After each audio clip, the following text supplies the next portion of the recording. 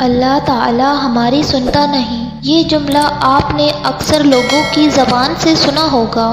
یہ جملہ کہنا بالکل بھی درست نہیں ہے، کیونکہ دعا جو بھی مانگی جائے وہ قبول ہوتی ہے۔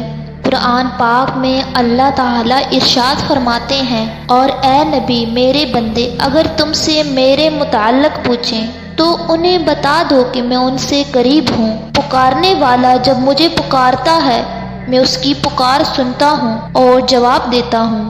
لہٰذا انہیں چاہیے کہ میری دعوت پر لبیک کہیں اور مجھ پر ایمان لائیں۔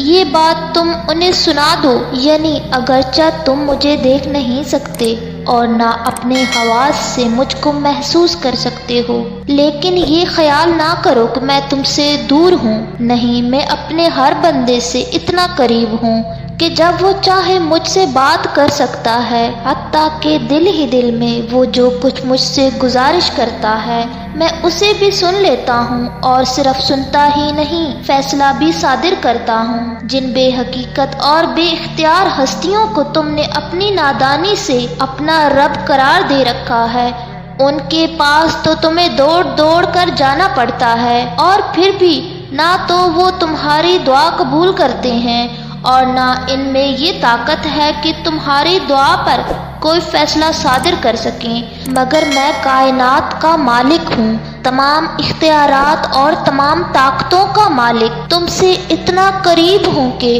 تم خود بغیر کسی واسطے اور وسیلے اور سفارش کے براہ راست ہر وقت اور ہر جگہ مجھ سے مانگ سکتے ہو۔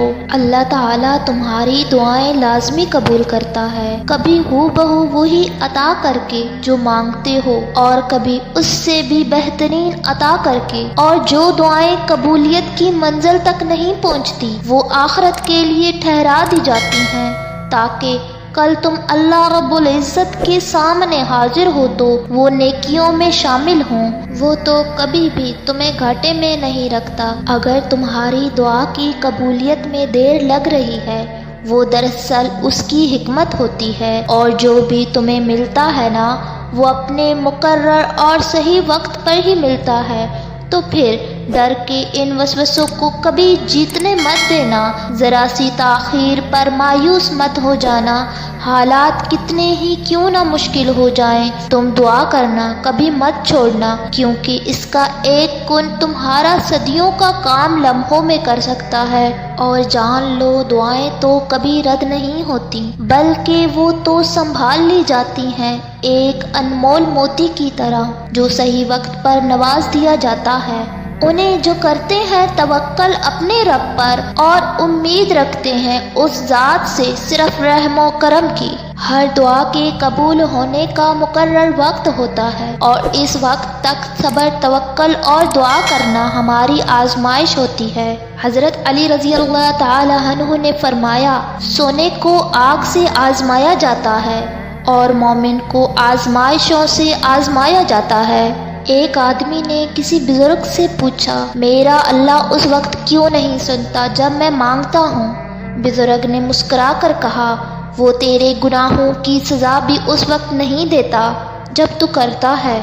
دعا کی قبولیت کی فضیلت کے بارے میں حدیث میں ارشاد ہے کہ دعا کے 3 درجے ہیں۔ اول، جو مومن بندہ دعا کرتا ہے وہ فوراً دعا قبول ہو جاتی ہے، اور دوسرا یہ کہ مومن بندہ جو دعا کرتا ہے اللہ تبارک و تعالی اس دعا کے بدلے اس کے اوپر جو مستقبل کے اندر پریشانیاں، آزمائشیں یا حادثات آنے والے ہوتے ہیں اللہ اس دعا کے بدلے اس کو ٹال دیتے ہیں۔ اور تیسرا درجہ کہ اس دعا کو آخرت کے لیے ذخیرہ بنا کر رکھ دیا جاتا ہے۔ کل قیامت کے دن جب بندہ اپنے گناہوں کا ڈھیر دیکھے گا اور نیکیوں کی کمی محسوس کرے گا، اس وقت وہ دعائیں وزنی تھیلیاں بن کر اس کے اعمال نامے میں آ کر گریں گی اور نیکیوں کا پلڑا بھاری ہو جائے گا۔ اس وقت بندہ یہ سوال کرے گا کہ یہ کیا ہے، تو اس کو جواب دیا جائے گا کہ اے میرے بندے، یہ وہ دعائیں ہیں جو تو نے دنیا کے اندر مانگی تھی، میں نے تیرے لیے ذخیرہ کر کے رکھی تھی۔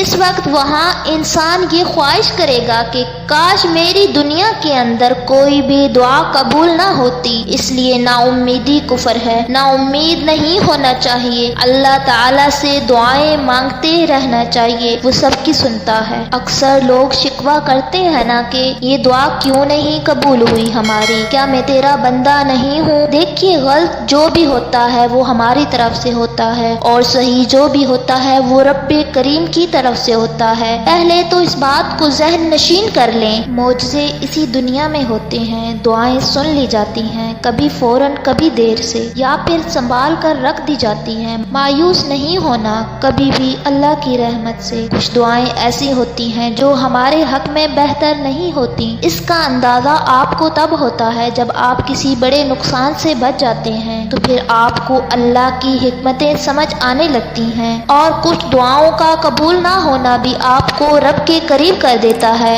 हम में समझ नहीं है कि हम क्या मांग रहे हैं अपने लिए, लेकिन हमारा अल्लाह बड़ी हिकमत वाला है। वो सब जानता है और देख रहा है। वो हमें बचाना चाह रहा होता है किसी बड़े नुकसान से, और हमें इस बात की समझ देर से आती है।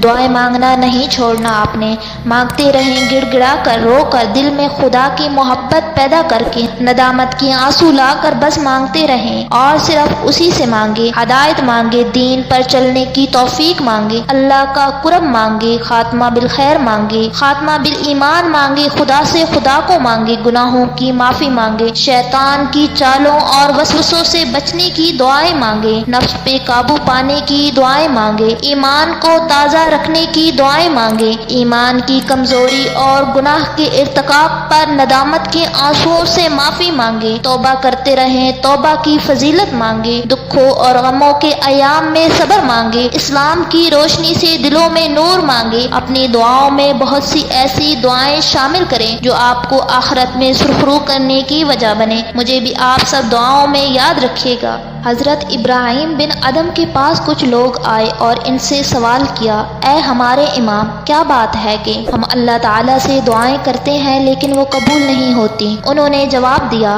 तुम अल्लाह ताला को पहचानते हो लेकिन इसके अहकाम पर अमल नहीं करते। तुम रसूलुल्लाह सल्लल्लाहु अलैहि वसल्लम की मोहब्बत के दावे करते हो लेकिन उसकी सुन्नतों को तुमने तर्क कर दिया है।